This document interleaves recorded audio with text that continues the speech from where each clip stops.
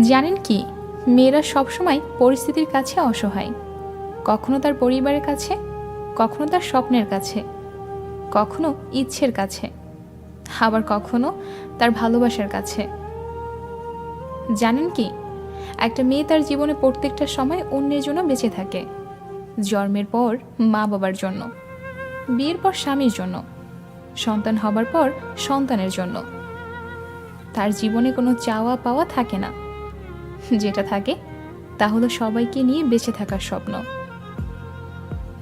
মেয়েটা পারে না তার ইচ্ছে মতো চলতে, পারে না তার ছোট ছোট স্বপ্নগুলোকে পূরণ করতে, পারে না কাউকে ভালোবেসে সুখে থাকতে।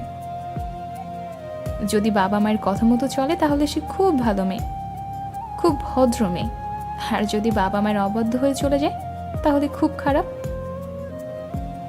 ভালোবাসার মানুষের হাত ধরে চলে গেলে ভালোবাসার মানুষটি তার কাছে খুব প্রিয়, অথচ তার কাছে না গিয়ে যদি পরিবারের কথা মতো চলে তাহলে সে বেঈমান, স্বার্থপর। শুধুমাত্র একটা মেয়ে জানে এই সমাজে চলতে হলে তাকে কত বাস্তবতার সাথে যুদ্ধ করতে হয়।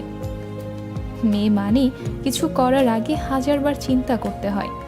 এই সমাজ কি বলবে, মেয়ে নামক শব্দটির অর্থ একজনের কাছে এক এক রকম। কারো কাছে প্রতারক, কারো কাছে বিশ্বাসঘাতক, আবার কারো কাছে স্বার্থপর। আসলে মেয়েরা স্বার্থপর, প্রতারক, বিশ্বাসঘাতক কিছুই না। মেয়েরা যদি প্রতারক হতো তাহলে কোনো সন্তান এই পৃথিবীর মুখ দেখত না। আমাদের চ্যানেলটি সাবস্ক্রাইব করে আমাদের সাথেই থাকবেন। ধন্যবাদ সবাইকে।